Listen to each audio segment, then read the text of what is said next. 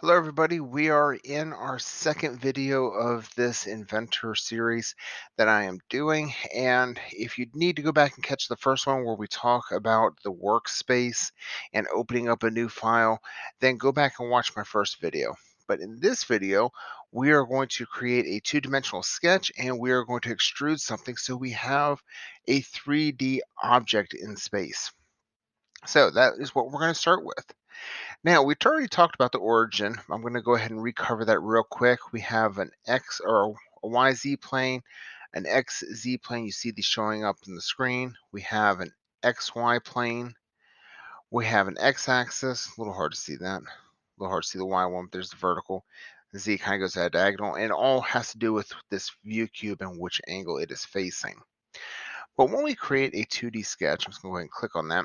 Depending on which way the view cube is facing, it actually reorients all of these origin planes, the axes, the center point will actually stay there because it is the center point. So what we're going to do, knowing that I want to have an object that's basically right here, it's going to be sitting, this will be my home area. I tend to go right after the XY plane. Do you have to always go with the XY plane? No, you don't. But it's just one that I tend to work off right off the beginning. All right. So when we create 3D models, we always start with a 2D sketch. So I guess you don't always have to, but we are. So we are in our 2D sketch here, and now we have very similar tools like you used to see in AutoCAD. We have a line, a circle, arcs, rectangle, so on and so forth. So let's go ahead and we're just going to create a line here, and I'm going to go ahead and set it right off the center point. You notice when I can lock in on something. That little yellow dot that's following my cursor is all of a sudden going to turn green. There it is. I'm right off the center point. I can click. I can click over here if I want, or I can write numbers in here. So I'm going to go with 1 inch. And I'm going to want this to be 90 degrees. Sit up and down. Here we go. I'm just going to make this thing a 1 inch by, we'll make this one 2 inches. 2, this is going to be 90 degrees. All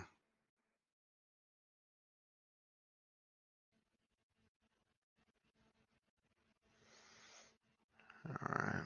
Once again, 1 inch, 90 degrees. And then when I come back here, I'm just going to go over top that green dot again and finish it off. I can press escape, and it's telling me that right now I have a fully constrained object. We'll get back to these fully constrained objects and how to constrain them in another video. But with this one here, I have now a fully constrained 2D sketch. I can come here, I can click Finish Sketch. There we go. And now, to make our 2D sketch three-dimensional, all I do is I come up here to extrude. It's going to ask me for the profile, and since I only have one profile, I went ahead and automatically selected it. It can go with my planes here, so I can choose which way this thing goes, but since it is facing one direction, it's already going to give me my plane as well. I can choose the direction in which this thing extrudes. So towards me, away from me. I can do this symmetrical, so it's either on either side of the center line or this plane that I drew off of. I can do it asymmetrical. Maybe I want an inch this way and a half inch that way. I can easily do that. I can taper these things down. So maybe I'm actually going to come back to just a regular front. So maybe I wanted this thing to kind of come in at let's see, an 80 degrees. And that was bad. Let's go with something a little bit lower. How about 20? There we go. You see this thing coming out at 20 degrees. I can always reverse it as well, negative 20 degrees. And what I'm doing is I'm putting this taper in there. But for this, I'm just going to leave it 0. I have a box. Say okay. Once again, I've talked about this before, the view cube, we can move this thing all around. Be like, oh yeah, this looks pretty neat. But that's all it takes to extrude from a two-dimensional object. Now, when you want to do multiple drawings and kind of build this thing out, maybe I want this thing to be a hammer. Like, okay, let's go ahead and zip over to the back of this thing. Here's the front, or not the back, but the underside. There's the bottom. I am now going to start a 2D sketch, and instead of picking the plane, I'm just going to say this is connected right to this other object I did. So I can select it, and here we go. I'm sitting right in there. I am happy with this. I'm just going to create a circle out here in space. I'm going to make this thing, let's make this thing zero point 0.5, be a half inch. Happy with that, and I press enter. Now, you notice that before, when I did my other sketch, the lines were in black. Here it's in purple for me, and this just has to do with my preferences. But what it's telling me is this is not fully constrained. You can see it down here. 2 dimensions are needed. So in here, this thing is actually asking me for my X and for my Y. And it's going to base it off of this Y axis and this X axis or off the center point. So I can go ahead and go with dimensions here. So I'm going to go with my center. And maybe actually instead of the center line or center point, I just want to do it off of part of this object. So that's what I'm going to do. Go here. Okay. Oh, how far do I want this to be? And I'll get into other videos on some really cool ways to do this. But for this time here, I'm going to just say it's 1 inch. Perfect. And you see it snap over. I now have this at 1 inch. If I wanted to move this further away, closer, whatever, I could just double click in here and change that. But I'm happy with that, and it now says 1 dimension needed, and that's how far off this edge or this edge. So we gave it our how far over horizontally. Now how far up and down vertically are we? So I'll click here. I'm going to move this over to the side. I'm going to click. I'm going to say 0.5.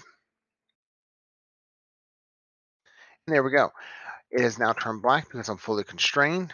It says it right down here, fully constrained. I'm happy with this. I'm going to finish the sketch. And then to make it a little easier to see, I'm just going to move this down a little bit. There we go. And now I'm going to once again extrude. I have the circle right here, which is selected. It's given it from out here. This time I'm going to make this handle, I'm going to make it 4 inches.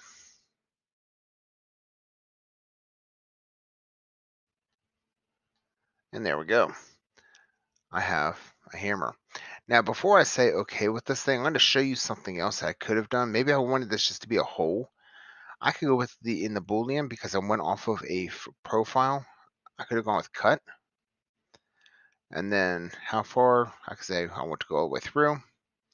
And at this point, I now have a hole that's all the way through. Now, if I started building more and more things onto this, since I said all the way through, it would continue to grow with this. Maybe I want this to be halfway through because I wanted my peg or post to actually sit inside of this. I could say, oh, no, that was only supposed to go half an inch. Let's say 0.5. And you can see my hole is only going so far in. So it goes part of the way up, but not all the way through. So that's an easy way to do cuts.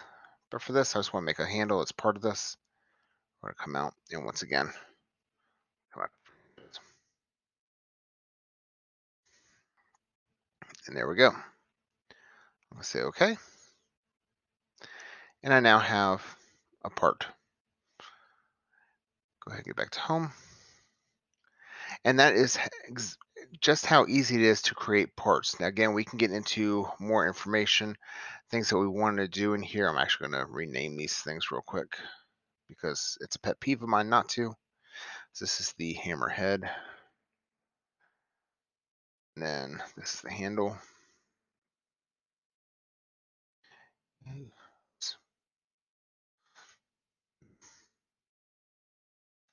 Very good. That way I know what's over here. But this is real quick how you can create 3D parts off of 2D sketches. If you have any questions, give me a holler.